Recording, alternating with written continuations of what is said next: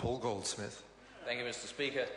And I guess before I start my speech, with a name like Goldsmith, I suppose I must make the point I wasn't at all impressed by the comments yesterday by Megan Woods on the other side of the House. It sometimes makes you think that the Labour Party is a party of haters. Anyone who doesn't agree with them, every now and again the bile comes out, and I don't think that was the appropriate way to be talking in this House.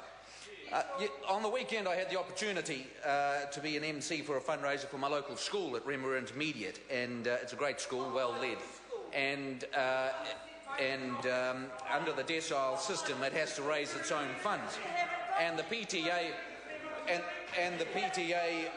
the PTA are doing a great job at raising money, and they had the idea of getting the children to contribute in such a way as to do a painting. And the teachers helped them, and they put on an auction to see what sort of money we could raise, and we thought we may get $100 a painting or maybe $200. In the end, the result was raising $26,000 as the parents dug deep.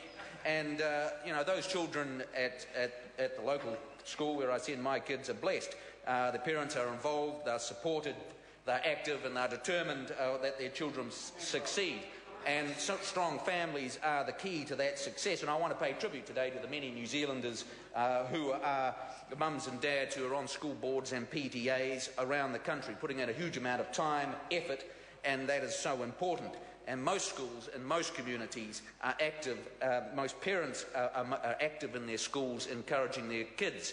But the reality is that unfortunately not all children have that advantage in life, and there are many children in this country who don't have much support from their parents. They're not around, they don't care, and they don't encourage their children in their education. And the government can't force mums and dads to care about their kids, and they can't force them to take an interest, but we can and we must do everything we can to help those children who don't have strong support.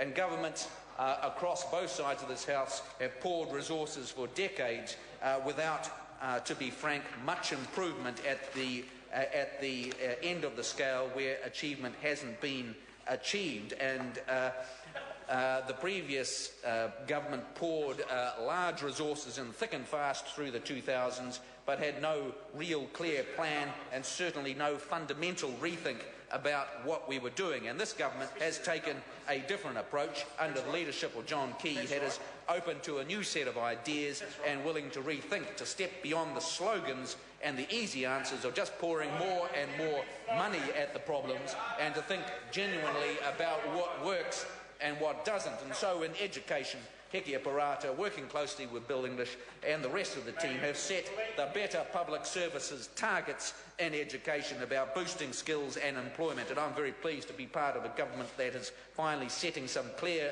sets of achievements. So we're looking to ensure that 85% of 18-year-olds will have NCEA Level 2 by 2017. And that is a very difficult target, and one that we will do everything we can to achieve. And we'll also ensure that 55% of 25 to 34-year-olds have qualifications at level 4 or above. And why is it important to set these targets? Well, we can keep on drifting, we can keep on pouring the resources in, but at the end of the day you have to ask, is it working or is it not working? And these targets that we're setting here will really put the heat under the Ministry for Education and all those involved to make sure that what we're doing actually works. And in the other area, another one of those 10 targets that we're focused on and announced in the last little while is supporting vulnerable children, to ensure that 98% of children starting school have participated in early children education, ECE, in 2016.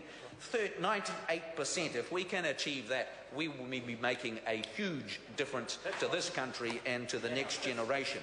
And so that's what we're on about. Delivering better public services within tight financial constraints is National's priority for this term. It's part of our plan for building a brighter future, and that's the sort of stuff that we'll be looking at. We want to ensure that we're delivering results in areas that matter to you and to the people of New Zealand and their families, while at the same time ensuring that our public services are more productive and efficient. And we make no apology for having high expectations of the public services that we provide. We want New Zealanders to know that they can rely on public services that they need, and they're going to make the difference to their lives because we have high expectations. Thank you very much, Mr. I call the Honourable Member Rajan Prasad. Now, may I